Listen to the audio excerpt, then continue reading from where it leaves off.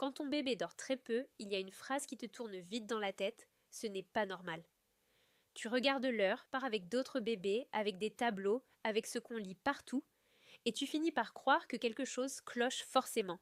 Pourtant, un bébé qui dort peu n'est pas toujours un bébé qui va mal. Et ça, beaucoup de parents ne le comprennent qu'après des semaines de stress.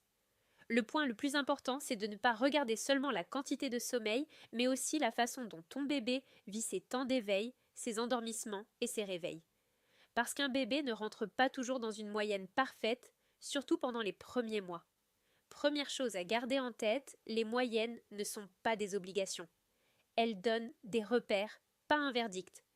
Certains bébés dorment de longues plages, d'autres font beaucoup de petits cycles. Et quand on compare son enfant à un bébé idéal qui dormirait parfaitement, on se met souvent une pression énorme pour rien. Si tu veux des vidéos qui t'aident à comprendre ton bébé sans te rajouter de culpabilité, abonne-toi maintenant, parce qu'ici le but n'est pas de te juger, mais de te donner des repères qui apaisent vraiment. Deuxième chose, un bébé qui dort peu peut surtout avoir du mal à s'endormir ou à enchaîner ses cycles. Ce n'est pas forcément qu'il refuse de dormir. Parfois, il est trop stimulé, trop fatigué, trop tendu, ou il a simplement encore besoin d'être accompagné pour redescendre. Vu de l'extérieur, on se dit il ne dort presque pas.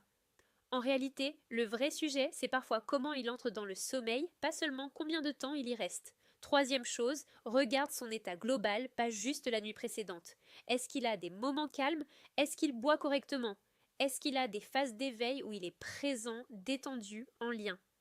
Ou au contraire, est-ce qu'il semble épuisé, inconfortable, difficile à apaiser en permanence? C'est souvent ça qui aide à faire la différence entre un rythme encore immature et une vraie difficulté à surveiller. Dis-moi en commentaire.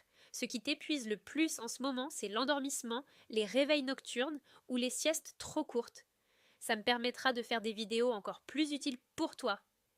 Et il y a une chose qu'on dit trop peu aux parents.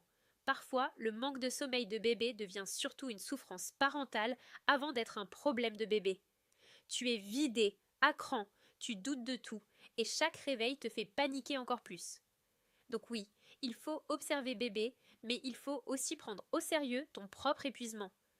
Demander de l'aide, relayer, en parler, ce n'est pas exagéré. C'est protéger l'équilibre de toute la famille.